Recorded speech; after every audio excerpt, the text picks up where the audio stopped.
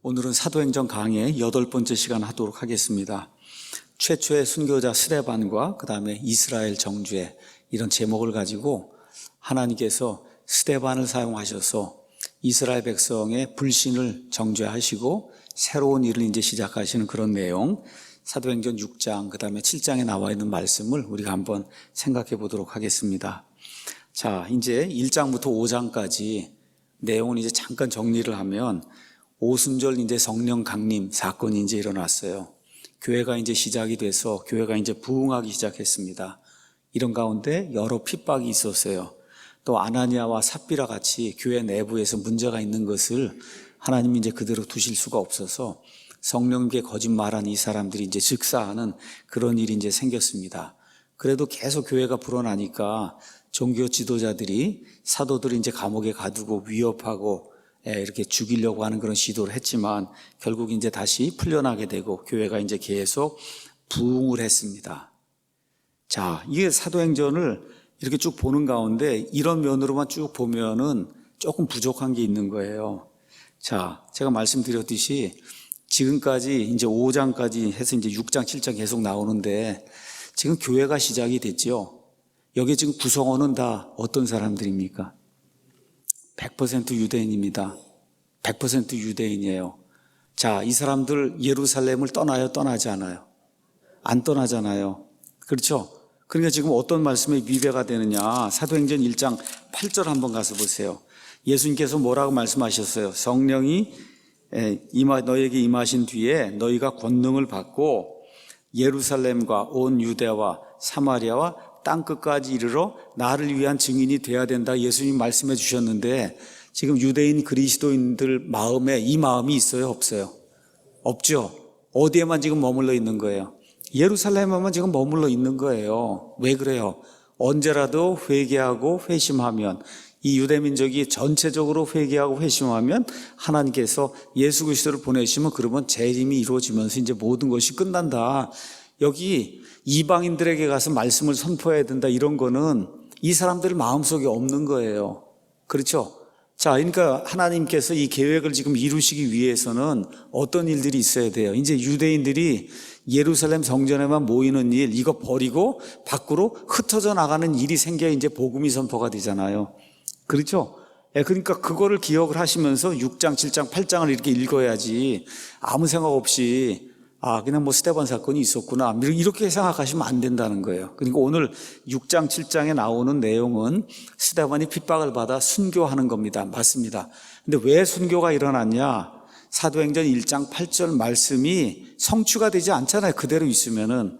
하나님의 계획은 이미 이 복음이 온 세상에 퍼져서 세상 모든 사람들에게 나가는 거, 이게 지금 하나님의 계획인데 베드로를 포함한 모든 유대인들, 지금 초대 교회를 형성한 사람들은 지금 그걸 모르고 있으니까 하나님이 이제 일을 일으키시는 거예요. 스데반 사건을 일으키셔갖고, 그래서 결국은 유대인들의 이와 같은 그 불신앙을 정죄를 하시고, 그리고 결국은 거기 더 있을 수 없게 된 거예요. 너무나 커다란 핍박이 이제 생기니까 어떻게 돼요? 밖으로 이제 흩어져 나가는 일이 이제 생기는 거예요. 이렇게 돼서 어떻게 돼요?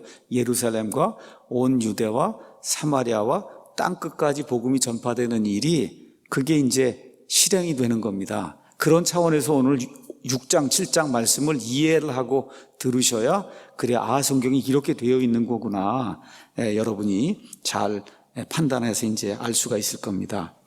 자, 먼저 6장 1절에서 7절에는 스데반을 포함해서 7명의 이제 섬기는 자들을 선출하는 내용이 그 안에 이제 나옵니다. 아시는 것처럼 교회가 너무나 많이 커졌어요.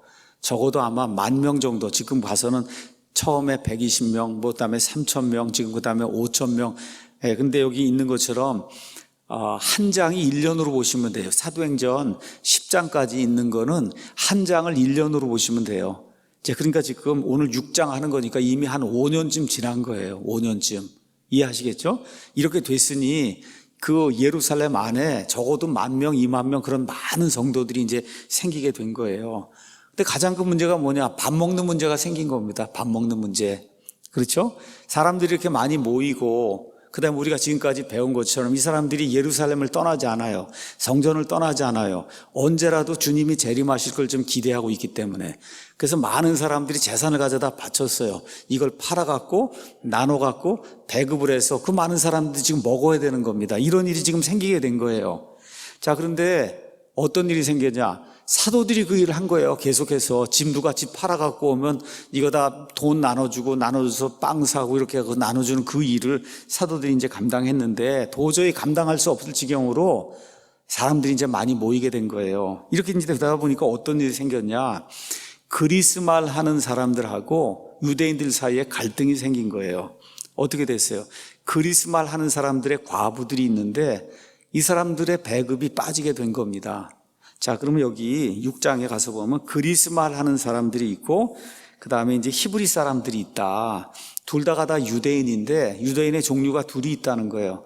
한 종류는 본토 유대인이에요. 원래 본토에서 살던 그 유대인들이 있고 오순절날 이와 같은 그 성경 말씀을 듣고 그래서 사람들이 몰려오기 시작했고 집으로 돌아가지도 않고 이렇게 했는데 이 사람들은 이 이스라엘 영토 밖에서 살던 그런 사람들의 유대인인데 그러니까 어떤 말을 주로 사용했겠어요? 그리스말을 사용한 거예요. 그러니까 그리스말을 주로 사용하는 유대인들이 있었고 외부인입니다. 그렇죠? 또 여기 히브리 사람들이 그 당시에 사용하던 아람말이라고 한 말인데 그 아람말을 사용하던 본토 유대인들 사이에 갈등이 생겨갖고 외부에서 온 이 그리스말 하는 사람들의 과부들에게 배급이 제대로 전달이 되지 않는 이런 일이 생겨서 그래서 이제 불평이 생기기 시작한 겁니다. 자, 여기에 대해서 열두 사도가 지혜롭게 대응하는 이 일이 2절에서 이제 3절에 나와 있어요. 뭐라고 얘기하냐면 우리 사도들이 하나님의 말씀을 버려두고 상을 섬기는 것은 합당치 않다. 하나님을 섬겨야 되는데 지금 말씀으로 이 사람들의 공급하는 일은 거의 못하고 빵 배급하는 것만 했단 말이에요. 그러니까 상을 섬겼단 말이에요. 하나님을 섬기지 않고 이 일은 우리가 더 이상 진행할 수가 없다. 그러니까 너희는 너희 가운데서 정직하다는 평판이 있고 성령님과 지혜가 충만한 사람 7명을 찾아내면 그 일은 우리가 그 사람들에게 이제 맡기겠다 하고 지혜롭게 일을 처리하는 내용이 이제 나옵니다.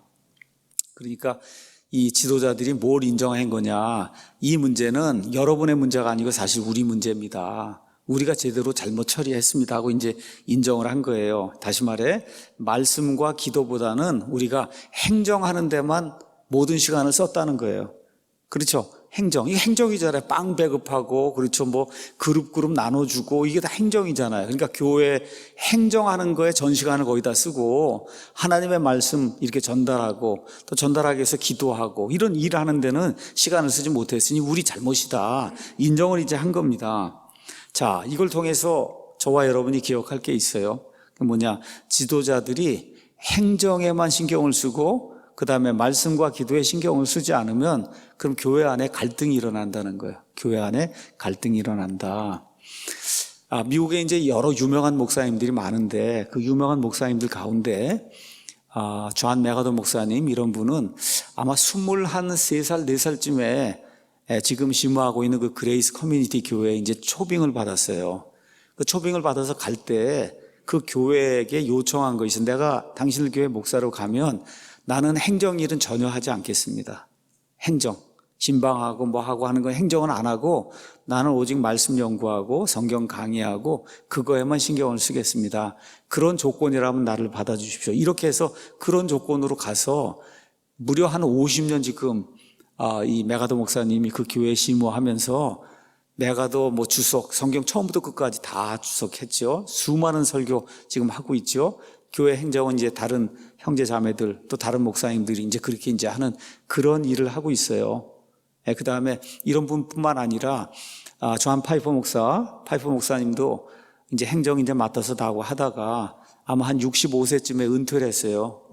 그거 하고 나서는 나는 그냥 말씀 전하고 이런 쪽으로만 하겠다. 그 나머지 이제 다시 이제 담임 목사를 이제 다른 사람이 맡고 이런 분들이 많아요. 제가 이제 이번에 방문하게 될 클리브랜드에 가면 파크사이드 교회라고 클리브랜드에서 굉장히 큰 그런 교회가 있어요. 그 교회 목사님도 똑같습니다. 뭐만 하냐? 성경 말씀, 라디오 선교, 뭐 성경 말씀 하는 것만 하고 나머지는 다 교회에서 교회 형제들하고 교회 다른 분들이 맡아서 하는 그런 시스템을 해요. 그러니까 이게 말씀을 전하는 그런 사람에게는 말씀 전하는 그런 일에 거의 전념할 수 있도록 그렇게 만들어주는 그런 것이 맞을 수도 있다. 교회마다 다 틀립니다. 교회마다 또 교회 크기마다 틀리고 다 다른 거예요. 그렇지만 여기 가서 보니까 교회 지도자가 말씀을 전해야 될 사람이 말씀을 버려두고 행정만 하면 교회에 갈등이 생긴다. 그러니까 말씀을 잘 전달하고 이렇게 하기 위해서는 이렇게 말씀 사역에 전념할 수 있는 그런 환경을 교회가 만들어줘야 된다. 이것도 이제 굉장히 중요합니다. 우리 교회 목사님들, 우리나라 목사님들 한번 생각해 보세요. 일주일에 몇 번을 설교해야 돼? 적어도 10번에서 12번 새벽 기도까지 다 하면 그렇게 설교를 해야 되는데 거기에다가 모든 행정 업무 다 봐야 되잖아요. 교회 재정까지 거의 다 관여해서 해야 되잖아요. 그러니까 뭐가 부실해져요? 설교가 부실해지는 거예요. 설교가. 이건 뭐 책을 읽고 성경을 읽고 뭘 탐구해야 설교가 나올 거 아닙니까? 그렇잖아요. 이러니까 이제 문제가 생기는 거예요. 그래서 이런 것들 좀 기억하고 우리 사랑침례교회뿐만 아니라 앞으로 곳곳에서 이제 교회를 하는 이런 그 교회의 성도들도 좀 생각을 한번 이렇게 해보면 좋을 것 같습니다. 또 우리가 이제 기억해야 될 게 있어요. 문제가 생기는 게 꼭 나쁜 건 아니다. 지금 문제가 안 생겼으면 계속 빵만 공급했을 거 아니에요. 그저 목사가 빵 배급하고 주방 가서 설거지 하라고 뭐 이것만 했을 거 아닙니까? 지금 사도들이. 지금 문제가 생기니까 정신을 차리고 이거 제대로 해야 되겠구나 하는 그런 일이 이제 생긴다는 거예요. 자, 그 다음에 이제 또 이거 읽고는 이렇게 생각하면 안 됩니다. 말씀 사역은 중요하고 식사 문제는 별거 아니니까 별거 아닌 사람들에게 맡겨야 되겠구나. 이렇게 생각하면 안 돼요. 지금 문제가 그게 아니에요. 우리 교회 한번 보세요. 제가 오전에도 말씀드렸듯이 어느 면에서 가장 중요한 게 지금 먹는 겁니다. 우리 교회 먹는 거. 그렇죠. 먹는 거. 아침에 먹고 그다음에 저녁에 먹고 또 중요한 게 뭐예요? 지금 주차가 얼마나 아침부터 일찍 와서 이거 주차 관리를 해주는지 알 수가 없어. 그게 없으면 교회가 안 되는 거예요. 자, 그럼 진짜 문제가 뭐냐? 잘 들으셔야 됩니다. 목사나 교회 지도자가 다른 사람이 할 수 있는 일을 본인이 하는 게 그게 문제인 거예요. 여러분 이해하시겠죠? 주차니 뭐 이게 나쁘고 뭐 저급한 일이다 이런 얘기가 아니라 목사가 하지 않아도 될 일이잖아요. 교회 성도들이 얼마든지 할 수 있는 일이잖아요. 나눠두어서 할 수 있는 일이잖아요. 그렇죠? 그럼 그걸 나눠주고 그 일 하도록 하고 그래야 그분들도 섬길 거 아닙니까? 그렇죠? 그렇게 하고 본인은 본인 자신의 임무를 감당하면 문제가 안 생기는데 지금 자기 자신의 임무를 다 잊어버리고는 다른 사람이 할 수 있는 그 일에 관여해서 빵 나눠주는 그런 일을 지금 하고 있으니까 교회에 문제가 생긴 겁니다. 여러분 이해하시겠죠? 뭐 주방 섬기고 이게 나쁘고 뭐 저급한 일이라는 얘기가 전혀 아닙니다. 이거 반드시 필요해요. 근데 목사가 가서 주차하고 그렇게 할 수는 없잖아요, 지금. 그것까지 목사가 다 하면 안 된다는 거예요. 지금 그런 이야기를 하는 겁니다. 그러니까 우리 교회 같은 경우 사실 제가 여러분에게 이제 감사드리고 늘 말씀드리지만 모든 일 다 알아서 지금 진행이 되고 있잖아요. 목사에게 정말 특별하게 목사가 관여해야 될 그런 일이 아니면 이야기를 안 하잖아요. 그러니까 일이 평안한 겁니다. 성도들도 평안하고 자동적으로 자율적으로 이루어지고 또 목사는 목사 할 일을 하고 그렇죠? 이렇게 되는 시스템이 장기적으로 서로의 자유를 지키고 또 양심을 지키고 좋은 거라고 그렇게 생각이 듭니다. 자, 그래서 여기 교회 리더들이 어떤 일을 했냐? 참 잘했어요. 성도들을 믿고 자기들이 뽑은 게 아니에요. 너희가 가서 7명을 뽑아와라. 그렇죠. 너희가 가서 7명을 뽑아와라. 근데 조건이 하나 있었어요. 조건은 정직하다는 평판. 기존 성경에는 안 나와 있어요. 정직하다고 하는 말이. 정직하다는 평판이 있고 성령님이 충만하고 지혜가 충만한 사람. 자, 그러니까 성도들이 보면 알 수 있다는 거예요? 모른다는 거예요? 알 수 있다는 거예요. 이 사람 이렇게 보면 저 사람은 정직하다는 평판이 있고 성령님이 충만하고 지혜가 충만한 걸 알 수 있기 때문에 그 사람들 믿고 뽑아오라 그런 거예요. 제가 늘 우리에게 뭐라고 말씀드립니까?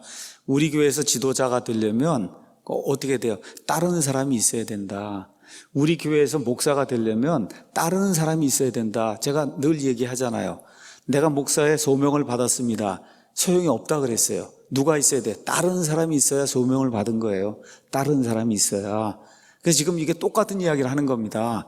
내가 재능이 있다 뭐가 있다 아무리 이야기해도 성도들이 그걸 인정하지 않으면 그럼 교회 지도자가 될 수 없다는 거예요. 똑같은 그런 논리입니다. 그래서 이런 것들 기억을 하시고 교회 안에 이렇게 좋은 지도자들을 이렇게 선출하면 이제 좋을 것 같습니다. 자, 여기 7명이 이제 나오는데 집사라고 표기가 안 돼 있습니다. 근데 많은 분들이 이제 7명이 집사라고 해서 7집사라고 이제 보통 이야기하는데 집사라고 표기가 안 돼 있어요. 다만 그냥 교회를 섬기는 사람으로 돼 있습니다. 근데 하는 일을 보면 빵 나눠주고 섬기는 일을 했으니까 지금식으로 얘기하면 집사의 그런 직무를 수행하지 않았느냐라고 우리가 추측은 해볼 수 있지만 그 위에 빌립도 나오고 하지만 집사라고 이제 이야기를 하지 않습니다. 디모데전서 3장에 가서 보시면 목사와 집사에 대한 그런 책무가 이제 나와 있으니까 여러분이 집사에 대해서는 거기 가서 이제 살펴보기 바랍니다. 자, 이제 7명이 이제 나오는데 이 집사인데도 여러분 여기 스데반이 설교하는 거 보면 이제 7장이 스데반 설교인데 60절이에요. 60절 설교는 성경에서 제일 긴 설교예요. 60절 설교면 성경에서 거의 제일 긴 설교다. 그게 무슨 얘기냐?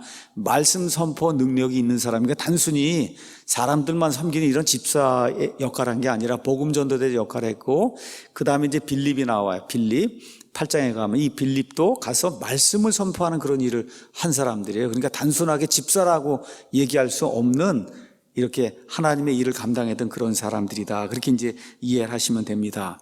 자, 이렇게 돼서 교회 문제가 완전히 이제 해결이 됩니다. 제가 여러분에게 좀 말씀을 드리겠습니다. 교회에는 문제가 생기고 또 교회는 크기가 이렇게 날이 갈수록 변하게 됩니다. 날이 갈수록 우리 교회 같으면 예를 들어 저기 송내에서 처음에 모이고 할 때 뭐 30명, 40명, 50명 모이고 할 때는 끝나고 나서 그래서 꼭 계란 넣고 라면 끓여서 같이 먹는 그런 이 시간을 가졌습니다. 아, 이거 얼마나 좋아하고 선도선하고 뭐 목사 사모 뭐 형제 자매다 할 거 없이 모여갖고 그렇게 맛있게 먹고 지내고 교제하고 그렇게 지내던 때가 있었어요. 근데 지금 할 수 있어요. 여러분 지금 그한 1000명이 됐는데 목사하고 다 해갖고 계란 끓여갖고 다 나눠 먹고 여러분 못 하잖아요. 그러니까 뭐라고 또 불평을 해요. 아우 너무 사랑이 없다 그러고, 그렇죠. 옛날에 10년 전이 좋았다 그러고 뭐 이렇게 하시는 분들이 있단 말이에요. 그래서 오늘 제가 말씀을 드리는 거예요. 교회는 역동적이고 융통성 있게 변해야 된다는 겁니다. 어떤 건 변하면 안 되냐? 하나님의 말씀을 가르치고 하는 이 교리는 절대 변하면 안 됩니다. 교인이 10명 모일 때나 500명, 1000명, 10,000명이 모여도 절대 변할 수 없는 게 교회의 믿음. 그렇죠? 성경의 믿음은 절대 변하면 안 되는 거예요. 그런데 그거 말고 성도들을 섬기는 이런 시스템, 지금 제가 혼자 목사를 하고 있잖아요. 필요하면 여러분 부목사를 둬도 돼요, 안 돼요? 되는 거예요. 부목사가 있어도 되는 거예요. 전도사가 있어도 돼요, 안 돼요? 되는 거예요. 얼마든지 가능한 거예요. 그런데 그거를 왜 이렇게 나오면 안 된다는 거예요. 여기 있는 것처럼 시스템이 사람의 필요에 따라 이렇게 변하는 게 자연적으로 생겨야 그래야 되는 거예요. 그래야 되는 거다. 그러니까 교회의 체제나 교회가 이렇게 조직이나 이런 것들은 교회 크기에 따라 이것이 변하는 것이 정상인 거예요. 여러분 10명 교회 할 때하고 1000명 교회 할 때가 어떻게 똑같아요? 안 되잖아요. 그러니까 출애굽한 이후에도 어떤 일이 생겼어요? 모세는 하나인데 일이 있으면 다 모세한테 가는 거예요. 그러니까 모세의 장인이 와서 보니까 이거 이러다가는 모세도 죽고 백성들도 문제 해결을 못 받겠구나. 그러니까 너가 왜 이렇게 하느냐 하고 이야기를 하죠. 그렇죠? 그래서 뭐라 그래요? 천부장을 세우고 그 다음에 백부장을 세우고 십부장을 세우고 이렇게 해서 절차를 밟아갖고 올라와서 이 사람들이 풀지 못하는 그런 문제가 있을 때만 당신이 풀어야지, 이거를 아침부터 저녁까지 백성도 들고 온 이 문제를 다 어떻게 혼자 푸냐, 이렇게 해서 조직을 만들잖아요. 마찬가지예요. 교회도. 그러니까 역동적으로 변화해 가면서 교회가 필요로 하는 그와 같은 체제를 갖추어서 교회 성도들을 섬기는 그런 일이 있어야 된다. 왜 지난번 목사님은 이랬는데 그게 아니에요. 예를 들어 제가 그만두고 이제 또 딴 목사님이 오셔서 하면 그럼 거기 사정에 맞춰 갖고 그 사람이 하고 싶은 그런 일이 있을 거 아니에요. 그렇잖아요. 그런 것이 이렇게 교리가 변하지 않고 하는데 내가 못하던 다른 일을 또 그분이 하실 수도 있고 하잖아요. 그럼 그거에 맞춰 나가야지. 뭐 지난번 목사는 안 그랬는데 왜 그러냐 뭐 이렇게 나가면 안 된다는 거예요. 중요한 것은 지난번 목사냐 이번 목사 이런 게 중요한 게 아니에요. 이걸 통해서 예수님의 이름이 더 존귀하게 되느냐 존귀하게 되지 않느냐, 이거에 맞추어서. 지금 이런 경우 갈등이 생겨서 매일 싸우면 안 되잖아요. 그러니까 어떻게 해야 돼요? 이렇게 7명을 세워서 교회 체제를 바꿔가면서 이런 일들을 하는 것이 마땅한 거다. 그러니까 여러분들에게 이제 말씀을 드리는 겁니다. 오후에 오신 분들은 그래도 이 교회에 관심이 있고 교회를 이끌어 나갈 그와 같은 역량을 가진 분들이라 이렇게 생각을 하니까 제가 부탁을 드리는 거예요. 그래서 잘 생각을 해보시고, 그래서 우리 교회가 사이즈가 변하고 이렇게 변하게 되면 거기에 맞춰서 그들을 섬기기 위해 우리 교회 체제에 변화가 생기면 그 변화가 긍정적으로 가게 되면 다 돕고 이렇게 따라와야 된다. 그렇게 해야 교회가 마땅히 할 일을 감당할 수 있다는 거, 이걸 좀 기억을 하시면 좋겠습니다.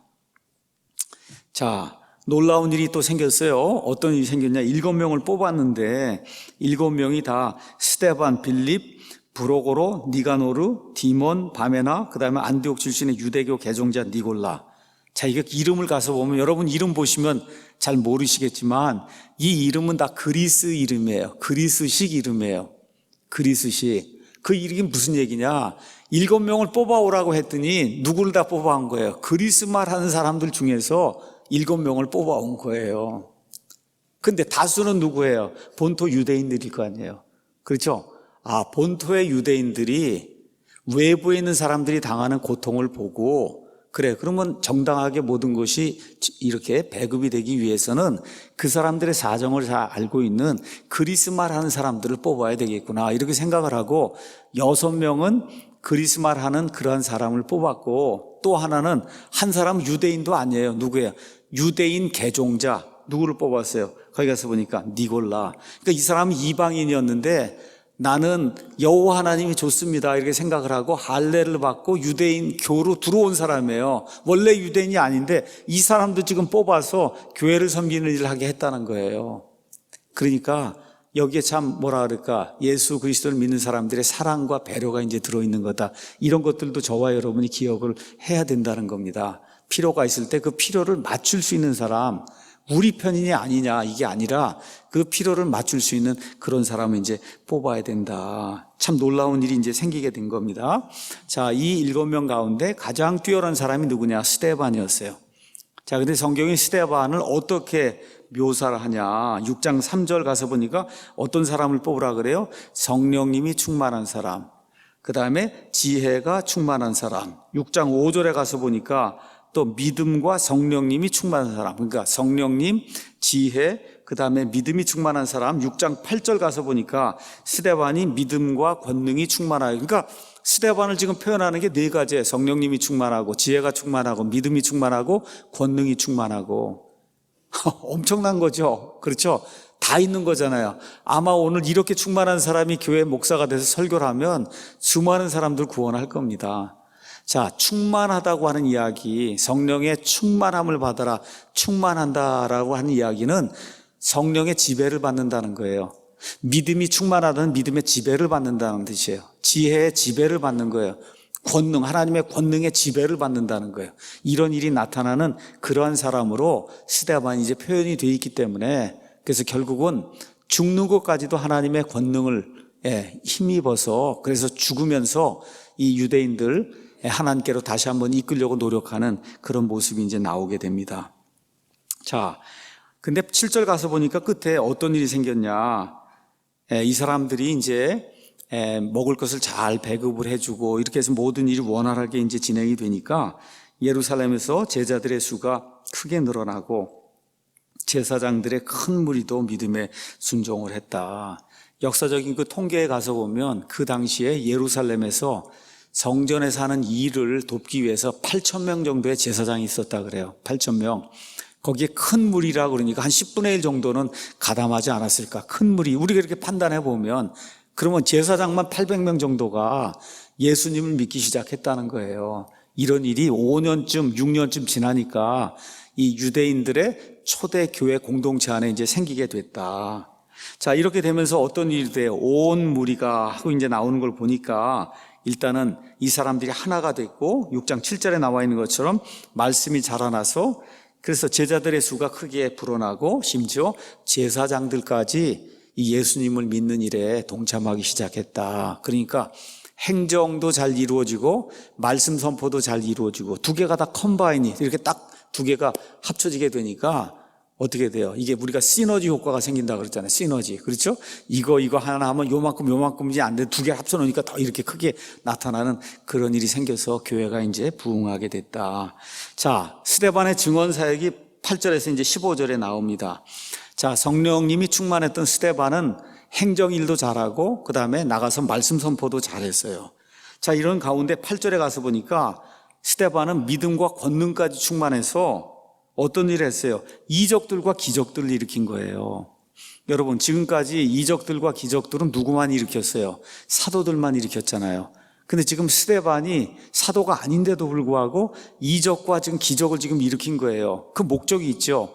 결국은 이 일로 인해서 순교당하도록 하나님 미리 작정하셔서 이와 같은 일을 지금 이루게 된 겁니다.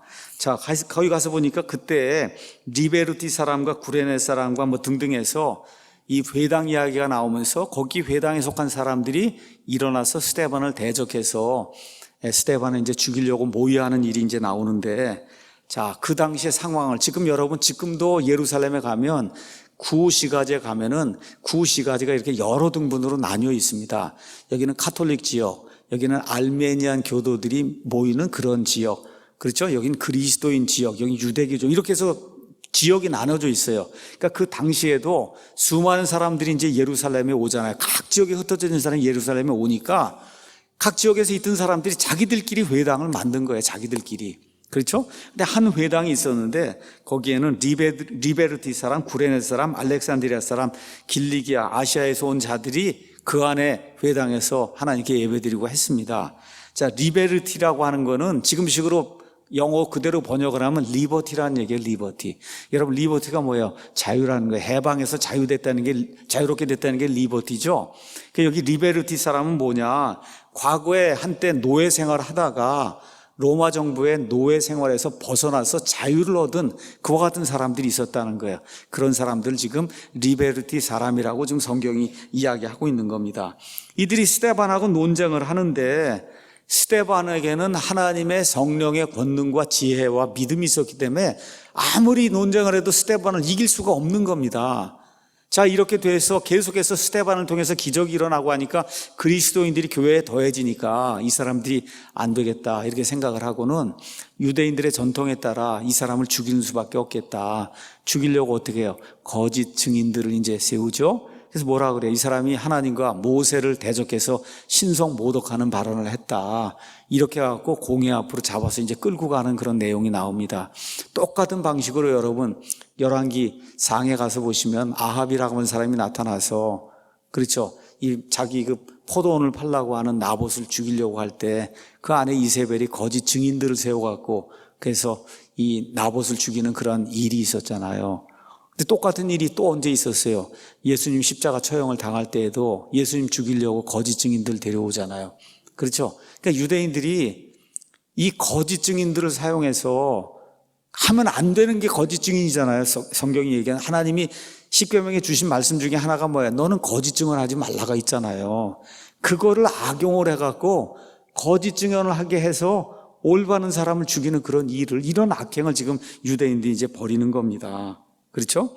자, 이렇게 이제 해서 7장에 가서 보면 스데반이 이 공회 앞에서 자기의 이제 할 말을 하는 내용이 그 안에 기록이 되어 있습니다. 여러분, 12절 가면 그를 잡아서 공회로 데려갔다. 공회. 그러고 난 다음에 1절에, 7장 1절에 대제사장이 말했다. 이런 얘기가 나오잖아요. 그러니까 공회의 의장이 누구라고요? 대제사장이에요. 사내들인 공회 앞으로 끌고 가니까 그 당시 종교적인 모든 일을 관할하던 대제사장이 이 말이 사실이냐? 내가 신성 모독했냐, 하나님을 대적했냐, 모세를 대적했냐 하니까 이제 스데반이 설교하는 내용이 이제 그 안에 기록이 되어 있습니다. 말씀드린 대로 사도행전에서 제일 긴 설교고 어쩌면 성경 전체에서 가장 긴 설교 아니면 연설입니다. 내용은 뭐예요? 이스라엘 역사를 회고한 거예요. 자, 그래서 이스라엘 역사를 회고하면서 아브라함 이야기, 요셉 이야기, 모세 이야기, 여호수아, 솔로몬, 다윗 이런 이야기들을 쭉 이야기하는데 단순히 역사 기록을 회고한 것이 아니라 이 기록을 회고하면서 이스라엘 백성이 지금까지 어떻게 하나님을 대적하고 우상 숭배를 하며 하나님을 괴롭게 했는가. 근데 지금도 그러고 있다. 거기에 대표적인 사례가 뭐예요? 하나님의 아들이 지금 메시아로 왔는데 하나님의 아들까지 잡아 죽이지 않았느냐. 그렇죠? 여기까지 끌고 가는 겁니다. 지금 이야기가, 이 7장의 그 이야기가 이스라엘 백성의 과거 역사를 쭉 회고하면서 우상 숭배하던 거 다 이야기하면서 마지막으로 예수님까지 너희가 잡아 죽이지 않았냐, 회개해야 된다, 여기까지 끌고 가는 내용이 7장에 있는 거예요. 자, 설교를 시작할 때 가서 보니까 이렇게 되어 있습니다. 2절에 형제들아 아버지들아 귀를 기울이라. 우리 조상 아브라함이 하란에 거하기 전에 메소포타미아에 있을 때 영광의 하나님께서 그에게 나타나. 여러분 여기 메소포타미아 이렇게 나오는데 그걸 구약 성경에는 갈대아 우르라고 이야기한 겁니다. 우리 메소포타미아 문명 아시잖아요. 그렇죠? 유프라테스 강 여기는 그 얘기를 하는 거예요. 지금의 이라크 거기 있는데 갈대아 우르, 거기에 살다가 어디로 옮겨갔어요? 터키에 있는, 지금의 터키에 속한 하란이라는 데로 가서 그 아브라함의 아버지 데라가 죽을 때까지 거기 있다가, 그래서 거기서 다시 이제 여기 가나안 땅으로 들어오게 되잖아요. 이제 그런 이야기를 하는 겁니다. 거기 가서 보니까 영광의 하나님께서 아브라함에게 나타났다. 영광이란 단어가 이제 나옵니다. 55절 가서 보겠어요. 여기 7장 55절 이제 가서 보니까 그가 성령님으로 충만하여 똑바로 하늘을 우러러보며 하나님의 영광, 영광의 하나님이 말씀하시고 하나님의 영광이 스데반의 얼굴에 이제 나타나게 되고, 영광이라는 이야기가 이제 나오는데 그것은 결국은 스데반의 얼굴이 하나님의 영광으로 인해서 밝게 빛나는 모습이 그 안에 기록이 되어 있어요. 마치 여러분 모세가 율법을 받으러 들어갔다가 하나님하고 40일 동안 있다 나오니까 하나님의 영광의 빛 때문에 얼굴이 빛난 것처럼 지금 스데반의 얼굴이 그렇게 빛나게 된 거예요. 여러분과 제가 성경을 읽을 때 하나님의 영광의 하나님이 영광이 이제 나타나면 이게 하나님 자신을 가리킬 때가 많아요. 하나님 자신이 영광입니다. 영광, 글로리, 우리가 이제 그렇게 이야기하는데, 자, 그래서 이스라엘 백성은 이 땅에 존재하는 모든 민족들 가운데 하나님의 영광을 일부라도 소유한 그런 민족이 이스라엘 민족이에요. 그래서 사도 바울의 말씀 로마서 9장 잠깐 보겠습니다. 로마서 9장 4절 가서 보니까 바울이 이스라엘 백성을 표현하면서 이렇게 이야기합니다. 그들은 이스라엘 사람들이니라. 그들에게는 양자 삼으심과 영광과 언약들과 율법을 주심과 하나님을 섬김이 그들에게 속해 있다. 영광이 이스라엘 백성에게 속해 있다는 그 영광이 바로 하나님의 영광이에요. 그 영광이 여러분 성막을 세웠을 때 구름기둥 불기둥으로 이렇게 해서 나타나서 이렇게 보면은 알 수 있었잖아요. 그걸 우리가 쉐카에나 글로리, 쉐카에나 영광이다, 그렇게 이야기해요. 히브리 말로 쉐카에나. 그렇죠? 그 쉐카에나 그 영광을 보기도 하고 일부 소유했던 그런 민족이 바로 이스라엘 민족이다. 지금 그래서 스데반이 이스라엘 백성에게 지금 이야기하는 거잖아요. 그러니까 이스라엘 백성이 잘 알고 있는 영광의 하나님, 그렇죠? 하나님의 영광, 이거 얘기하는 가운데 이 스데반의 얼굴이 하나님의 영광으로 빛이 나는 그런 내용이 이렇게 기록이 되어 있다. 이런 것들을 이제 이해하시면서 들으시면은 그럼 이제 좀 도움이 될 겁니다. 자, 그런데 그 영광이 여러분 구약 성경 가서 보시면 출애굽기 40장에 성막을 다 지으니까 하나님의 영광이 나타났잖아요. 그렇죠? 그 이후에 솔로몬이 성전을 지었더니 하나님의 영광이 나타났잖아요.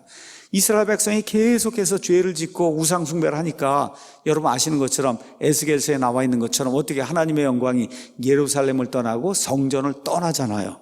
그렇죠? 근데 그 영광이 다시 왔어요. 언제 왔어요? 우리 예수님이 성육신 하셔서 이 땅에 오셨을 때, 그렇죠? 그 영광이 다시 오셨어요. 근데 영광을 배척하고 배반하니까 부활하셔서 승천하시면서 그 영광이 다시 가셨어요. 언제 다시 오세요? 예수님 재림하실 때, 그죠? 재림하셔서 이 땅에 오면은 천년왕국의 성전이 지어지고 하나님의 영광이 그 안에 다시 나타나는 그런 일이 생기면서 영원 무궁토록 이 땅과 우주 공간에 하나님의 영광이 가득 차는 그런 일이 이제 생기는 거예요. 그게 영광입니다. 하나님의 영광. 그래서 글로리라고 하는 말이 그렇게 재미있는 말이다, 이렇게 이제 생각을 하시면 좋습니다. 자, 여기 7장의 2절에서 8절에는 아브라함 이야기가 나옵니다. 아브라함 이야기 그냥 간단하게 말씀을 쭉 드리면서 나가겠어요. 갈대아 우르에서 하나님이 가라고 하는 땅, 한 번도 들어도 못 보고 보지도 못하고 한 그런 땅으로 이제 가게 되죠. 그래서 땅에 대한 약속, 가나안 땅에 대한 약속, 씨에 대한 약속, 이걸 주시면서 이 땅을 내 후손에게 하나님이 영원 무궁토록 주겠다. 그렇죠? 이렇게 말씀해 주시고 내 씨의 하나가 누가 된다고 했어요? 메시아가 되겠다. 이런 약속을 이제 해 주시고, 그래서 이들이 내 백성이라고 하는 이와 같은 그 표적을 주시기 위해서 하나님이 뭘 줬어요? 할례의 표적을 줬다. 이 내용이 이제 8절에 기록이 되어 있습니다. 할례의 표적. 자, 그 다음에 이제 9절에서 17절에는 자, 아브라함에게 하나님이 이런 약속을 줬는데 이것만 해봐야 몇 사람 아무도 없잖아요. 그렇죠? 이런 가운데 이제 아브라함, 이삭, 그 다음에 야곱이 돼갖고 사람이 얼마로 불어나요? 70명으로 불어났는데 지금 이 씨가 민족을 이루고 메시아를 내고 그러면 민족이 돼야 되잖아요, 이게. 그렇죠? 근데 그 70명 갖고는 되질 않잖아요. 그렇게 되니까 하나님께서 요셉을 사용하셔서 요셉의 그 형제들이 행한 그런 악한 일들 이런 걸 통해서 강제적으로 이집트로 내려보낸 거예요. 그래서 이집트에서 드디어 하나의 민족이 형성이 된 거예요. 그 민족이 형성되는 400년간 이집트에서의 생활 내용이 9절에서 17절 요셉의 기사를 통해서 요약이 돼 있는 겁니다. 자, 이렇게 이제 돼 있으면 이제 민족이 형성이 됐으면 어디로 와야 돼요? 하나님 약속에 따라 하나님이 주시겠다는 가나안 땅으로 올라와야 되는데 그냥 있으면 안 올라오잖아요. 그래 안 올라오니까 하나님께서 속박의 멍에를 힘겹게 만들고 떠날 수밖에 없는 그런 환경을 만들고 또 그들이 거기를 떠나도록 누구를 보내요? 모세를 보내잖아요. 그렇죠? 그래서 모세의 인도를 받아서 이 사람들이 40년 광야 생활을 하면서 다시 가나안 땅으로 들어가는 내용이 18절에서 이제 36절에 그 안에 이제 기록이 돼 있습니다. 그래서 모세는 120년의 삶을 살았어요. 처음에 40년은 이집트 왕궁에서 왕자의 삶을 살다가 다음 40년은 미디안 광야에서 목자의 삶을 이제 살다가 그다음에 나머지 이제 40년은 다시 이집트로 가서 백성들과 함께 하며 이들을 데리고 나와서 광야 생활 이제 40년 한 그런 삶을 살았습니다. 가장 중요한 게 광야 생활을 하는 가운데 하나님께서 호렙산에서 나타나셨죠. 떨기나무 사건을 통해서 떨기나무가 타질 않는 거예요. 불이 붙었는데 그걸 보러 갔더니 하나님이 내가 선 땅은 거룩한 땅이니 내 발에서 신을 벗어라 이야기하면서 사명을 주시는, 제가 마침 오늘 아침에 이제 그 말씀을 읽었는데 참 좋더라고요. 하나님이 사명을 자기 힘으로 하려고 할 때는 안 되는 거예요. 근데 나중에 가서 또 하라고 했더니 도저히 못하겠습니다. 못하겠다는 사람을 시키는 게 하나님이시더라고요. 보니까 처음엔 자기 힘으로 내가 왕자니까 다 해보겠다 하고 사람도 죽이고 했는데 그때 아직 그냥 의기양양해서 다 될 줄 알았잖아요. 근데 40년 지나고 하나님 시키니까 뭐라 그래요? 저는 절대 못합니다. 이렇게 되니까 너 가서 해라고 그렇게 얘기하더라고요. 이게 순서가 그렇게 되는 거구나. 그렇게 해서 40년 동안 인간 가운데 그렇게 큰 기적들을 본 사람이 없잖아요. 그렇죠? 그런 기적들을 이루면서 이집트 탈출하는 그런 내용이 그 안에 기록이 되어 있고, 이런 가운데 37절에서 43절에는 드디어 우상 숭배하는 거 나옵니다. 우상 숭배. 하나님이 십계명을 주시면서 절대 우상 숭배하면 안 된다고 했는데 이 이스라엘 백성이 광야에 들어가자마자 모세가 율법을 받으러 시내산에 올라가자마자 한 50일쯤도 안 돼갖고 그래서 이집트에서 행하던 대로 우상을 만들어 섬기는 그런 일, 이런 거 하다가 금송아지 숭배하다가 결국은 3,000명이 죽는 그런 일이 이제 생기게 됐죠. 자, 신명기 18장 15절 가서 보시면 하나님께서 이제 이 모세가 이제 하나님의 영의 감동을 받고 백성에게 뭐라 그래요? 나와 같은 대언자를 하나님께서 일으키실 터인데 너희는 그의 말을 들어야 된다 하고 나중에 오게 될 그 이스라엘 백성에게 메시아를 소개하는 내용이 나옵니다. 그래서 누구와 같다고요? 나와 같은 대언자. 이러니까 여러분이 요한복음 같은데 이런 게 한번 가서 보시죠. 요한복음 1장 21절에 침례자 요한에게 종교인들이 사람을 보냈는데 너 도대체 누구냐? 그렇죠? 그렇게 얘기하는 거예요. 그랬더니 내가 엘리야냐? 나는 아닙니다. 그렇죠? 그렇게 얘기한 다음에 21절에 그러면 내가 그 대언자냐? 그러잖아요. 그 대언자. 그게 누구예요? 모세가 얘기했던 나와 같은 대언자를 하나님이 일으키시면 그 말을 들으라고 한 그 대언자. 그게 신명기 18장에 나오는 거거든요. 그러니까 이스라엘 백성이 이미 다 알고 있던 그런 내용이에요. 자, 그래서 이와 같은 그 대언의 말씀도 모세가 이제 준 거예요. 자, 그런데 42절 가서 보니까 뭐라고 기록이 되어 있어요? 하나님께는 제물을 드리지 않고 우상들에게만 헌물을 바쳤다. 42절. 그때 하나님께서 돌이키시고 그들을 내주사 하늘의 군대에게 경배하게 하셨으니 이것은 대언자들의 책에 기록된 바 오 너희 이스라엘의 집아 너희가 광야에서 40년 동안 죽인 짐승과 희생물을 내게 드린 적이 있었냐?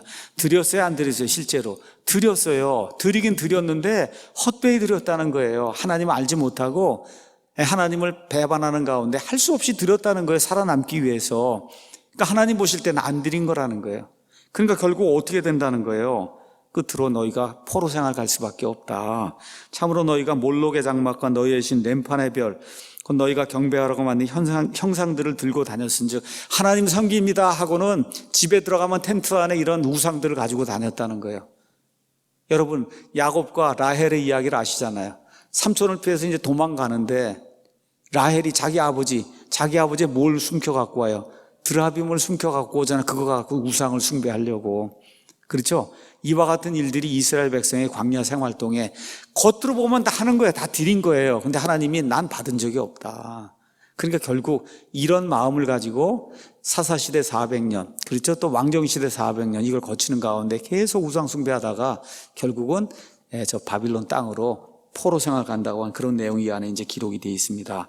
자, 그 다음에 이제 44절에서 50절은 유대인들의 그 정신세계를 이제 이야기하는 겁니다. 뭐냐? 유대인들은 여기 예루살렘에 하나님의 성전이 있기 때문에 이 성전에 가서 헌물만 드리고 제사만 드리면 우리는 그냥 하나님께 복받은 백성이다.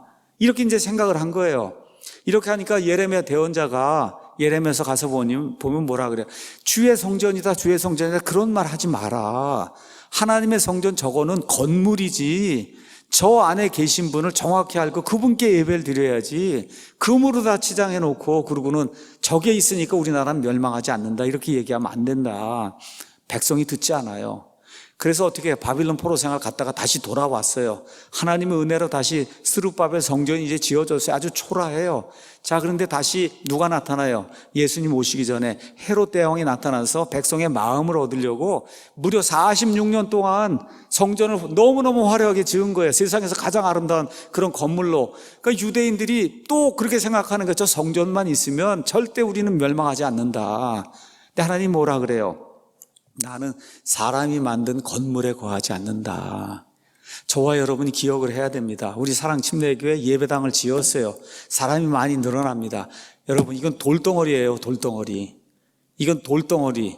이 돌덩어리 안에 하나님이 거하지 않고 저와 여러분 안에 거하십니다. 여러분, 저와 여러분이 올바로 돼야, 그래야 이 교회가 올바로 되는 거지. 예배당이 커지고 뭐 아름답게 되고 뭐가 이렇게 돼서 모이는 장소가 좋아진다고 교회가 되는 게 아닙니다. 그래서 하나님 뭐라 그래요? 내가 사람이 만든 그런 건물 안에 거하는 그런 신이 아니다.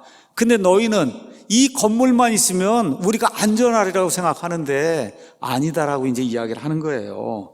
자, 이제 이렇게 이야기하면서 결국은 하나님께서 이 하나님의 진리를 거부하는 그런 자들 51절에서 이제 53절에 스데반을 통해서 아주 이제 이야기하는 겁니다. 참 멋있어요. 너무 멋있는 말을 읽어야 됩니다.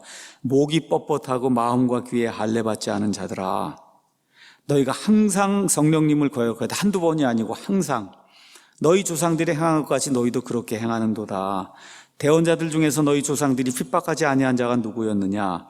그리고 그들은 더구나 그 의로운 분의 오심을 미리 보여준 자들을 죽였고 이제 너희는 그 의로우신 분을 배반하여 넘긴 자요 살인한 자가 됐다. 그렇죠?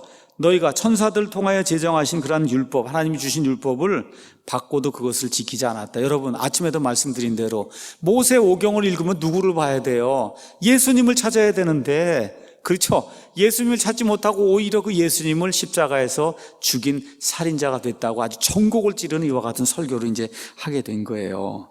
자, 그래서 이 사람들이 도저히 이 얘기를 듣고는 참을 수가 없는 거예요. 너무 그냥 양심이 찔리는데 이대로 있으면 안 되니까 돌을 들어서 이 입을 막아야 되겠다 이렇게 생각하고 스데반을 이제 죽이는 악한 일이 이제 발생을 하게 되는 겁니다. 자, 하나님의 명백한 계시들을 거부하면 결국 어떻게 돼요? 진리를 거부하면 거짓을 따르게 되고 메시아를 거부하니까 결국은 적그리스도를 받아들일 수밖에 없는 그런 일이 이제 생기는 겁니다. 자, 왜 스데반을 통해서 하나님이 이렇게 강력하게 선포하셨냐? 자, 유대인들에게 다시 한번 기회를 주시는 거예요. 여러분 성경에 가서 보시면 40이라고 한 숫자는 시험의 기간이에요. 광야 40년 시험의 기간이에요. 자, 다시 한번 기회를. AD 30년에 예수님 승천하시고 올라가셨어요.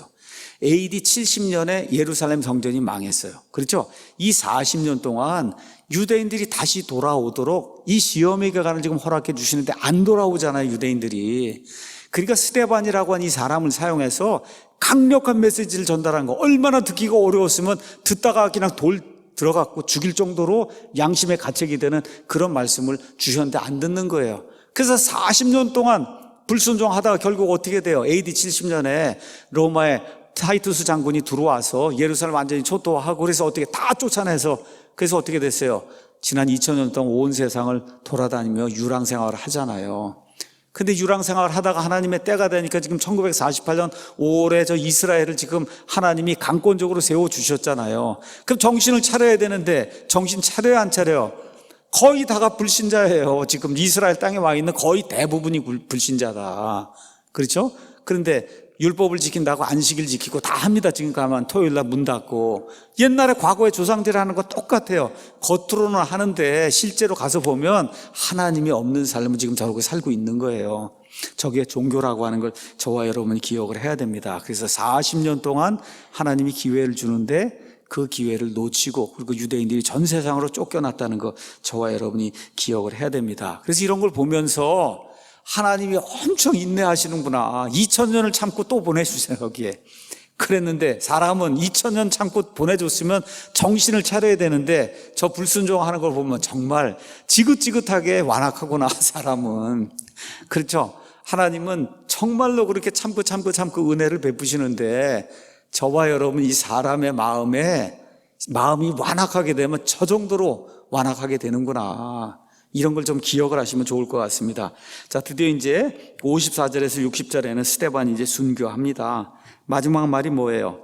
56절에 하늘들이 열리고 사람의 아들이 하나님의 오른편에 서 계신 것을 내가 본다. 그렇게 이제 이야기하고, 그 다음에 59절에 주 예수님이여 내 영을 받으시옵소서. 마지막으로 주여 이 죄를 저들의 책임으로 돌리지 마소서. 이 말을 하고 그가 잠들었다. 이렇게 기록이 되어 있습니다.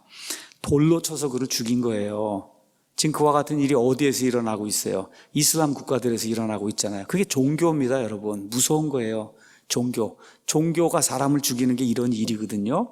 그래서 이런 것들 보면서 예나 지금이나 사람이 불변한다는 거, 악한 마음이 변하지 않는다는 거, 이걸 좀 보셔야 되고. 자, 스데반이 하늘을 바라보고 기도했는데 거기에 누가 나타나요? 아버지 하나님과 그 다음에 사람의 아들 예수님이 이제 나타납니다. 자, 지난번에 조직신학 이야기 했죠.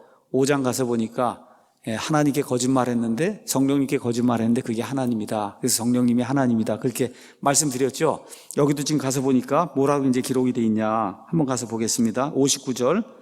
그들이 돌로 스데반을 치니 그가 하나님을 부르며 이르되 주 예수님이여. 하나님을 불렀는데 그러고서 뭐라 그래? 주 예수님이여. 그렇게 얘기하니까 예수님이 누구라는 거예요? 하나님이라는 거예요. 하나님. 이게 조직신학입니다. 그래서 여기 사도행전 5장에 성령님이 하나님이고 예수님이 하나님이라고 하는 그런 말씀이 안에 이제 기록이 되어 있어요. 자, 그러면 이 일을 통해서 4가지 정도 저와 여러분이 교훈을 배우면 됩니다. 첫째, 스데반의 영광. 자, 누가 일어나냐? 가서 보니까 하나님의 왕좌 오른편에 예수님이 다 일을 끝마치고 가서 앉으셨어요? 쓰셨어요? 예수님. 앉으셨는데 스데반이 지금 올라오려고 하니까 예수님이 일어서서 그를 맞아주려고 하는 거예요. 얼마나 큰 영광인지 알 수가 없어요. 첫 번째, 하나님이 스데반의 일을 그것을 기쁘게 여기시고 예수 그리스도께서 그가 오는 것을 막기 위해서 앉아 계시다가 일어서시는 모습이 안에 기록이 되어 있다. 여러분 히브리서 10장이니 아니면 시편 110편 가서 보면 예수님이 모든 일을 마치시고 하나님의 왕좌 오른편에 앉아 계시잖아요. 스데반이 오니까 벌떡 일어난 거예요. 그를 맞아들이기 위해서. 첫 번째 이제 그 얘기. 그 다음에 유대인들은 이 사건을 통해 정죄를 받아서 그래서 결국은 어떻게 돼요? AD 70년에 멸망하게 되고 온 세상으로 퍼져나가면서 저 사람의 피를 우리에게 돌리라고 그렇게 외쳤던 그 말씀이 그대로 응하는 이런 것을 우리가 이제 보게 되고, 그리고 이제 교회는 어떻게 되냐? 8장 1절 가서 봐요. 그때 예루살렘에 있던 교회에 대한 큰 핍박이 있어서 사도들 외에는 그들이 다 유대와 사마리아 지역들로 두루 널리 흩어지니라. 이제 드디어 그냥 외부의 핍박이 너무 심하니까 예루살렘에 있을 수 없는 거예요. 그러니까 어디로 도망가요? 유대와 사마리아로 이제 도망가니까 드디어 사도행전 1장 8절 말씀이 이루어지기 시작하는 거예요. 여러분 이해하시겠죠? 그래서 그런 일, 교회가 드디어 예루살렘 밖으로 나가는 일이 이제 생기게 된 거예요. 스데반 사건을 통해서. 자, 이런 가운데 드디어 또 뭐가 나타나요? 바울이 등장을 하잖아요. 바울. 마지막 이 말씀을 선포해서 세상 끝까지 가게 될 이 바울이 스데반 사건에 어떻게 등장해요? 옷을 맡아주면서 이제 등장을 하는 거예요. 옷을 맡아주면서 이렇게 되면서 바울이 이제 등장을 하고, 그 다음에 그의 죽음에 동의하는 내용이 나오고, 그러고 나서 어떻게 돼요?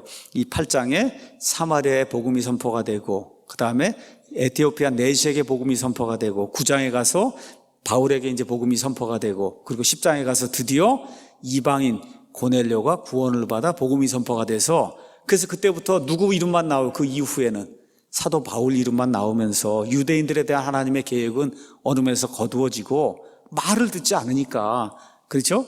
유대인들 가운데 개인적으로 이렇게 구원받은 사람은 다 어디에 속하게 돼요? 이방인들의 교회 안에 다 속하게 된 거예요. 이방인, 유대인 상관이 없이 이런 일이 이제 생기게 되면서 하나님이 말씀하신 그대로 예루살렘과 유대와 사마리아와 땅끝까지 이르러 예수님의 증인이 되는 그런 일이 생기게 된 겁니다. 그러니까 그 일의 기폭제가 된 게 오늘 스데반 핍박 사건, 스데반 순교 사건이다. 이런 거 이제 저와 여러분이 보면서 교회 안의 문제가 좋은 기회가 될 수 있다. 그거 보시고, 리더는 성령님, 지혜, 믿음, 권능이 충만한 그런 사람이다.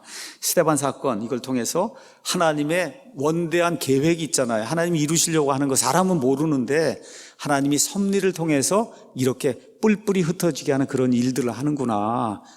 아시겠죠? 교회에 핍박이 생긴 것도 그런 일 때문이다. 이렇게 생각하시고, 저와 여러분에게 혹시 핍박이 오면 하나님의 또 그런 계획이 있을 수 있구나. 요새는 또 그런 것들도 제가 많이 좀 느끼고 있습니다. 자, 그래서 스데반 순교로 인해 세상 끝까지 복음이 선포가 됐어요. 그 일을 누가 감당해요? 바울이 또 바톤을 이어받아 갖고 하잖아요. 그래서 이런 것들 보면서 한 말씀만 읽고 마치겠습니다. 참 하나님이 하시는 그런 일이 너무나 엄청나다. 로마서 11장 33절, 오 깊도다 하나님의 지혜와 지식에 부여하며 그분의 판단들은 헤아릴 수 없으며 그분의 길들은 찾지 못할 것이로다. 누가 주의 생각을 알았느냐? 누가 그분의 조언자가 되었느냐? 누가 그분께 먼저 드려서 다시 보답을 받겠느냐? 모든 것이 그분에게서 나오고 그분으로 말미암으며 그분께로 돌아가나니 영광이 그분께 영원토록 있기를 원하노라. 아멘. 이 아름다운 말씀, 또 우리 하나님의 은혜, 예수 그리스도의 긍휼, 이 모든 것이 저와 여러분 평생에 우리 삶을 인도해 주시길 간절히 원합니다. 여기까지 하고 마치겠습니다.